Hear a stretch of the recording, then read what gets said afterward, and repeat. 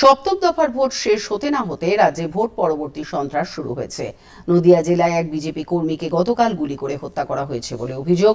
হাফিজুল শেখ নামে এই কর্মী সম্প্রতি বিজেপিতে যোগ দিয়েছিলেন। স্থানীয় একটি চায়ের দোকানে ক্যারাম বোর্ড খেলার সময় মোটর বাইকে করে দুষ্কৃতীরা এসে তাকে লক্ষ্য করে গুলি চালায়। ঘটনাস্থলে ওই ব্যক্তির মৃত্যু হয়। তৃণমূল কংগ্রেস আশ্রিত দুষ্কৃতী এই ঘটনার সঙ্গে যুক্ত বলে নিহতের পরিবারের অভিযোগ। বিজেপি প্রার্থী অমৃতা রায় এই ঘটনার তীব্র নিন্দা করেন। স্থানীয় বাসিন্দা জানিয়েছেন ঘটনার বিবরণ।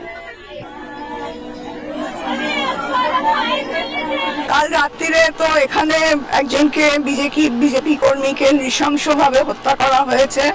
এখানে এই দোকানটায় ক্যারাম খেলছিল এবং পেছন থেকে ৮-১০ জন এসে গুলি মেরেছে মাথা মানে একেবারে খুব খারাপ অবস্থা হয়ে গেছে। আগে অন্য পার্টি করতো, বলছি না আর অন্য কিছু, এখন বিজেপি জয়েন করেছে ৩-৪ মাস হলো।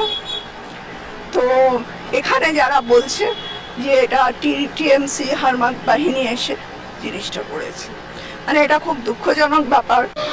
ভাইটা বিজেপি করেছে, তা কাসেম একটা দুষ্কৃত লোক এসে গুলি করেছে, আচমকা গুলি করেছে। এসে গাড়ি থেকে নেমে রয়েছে, হাঁটতে এসে রাস্তা দিয়ে এসে ওই গুলি করেছে।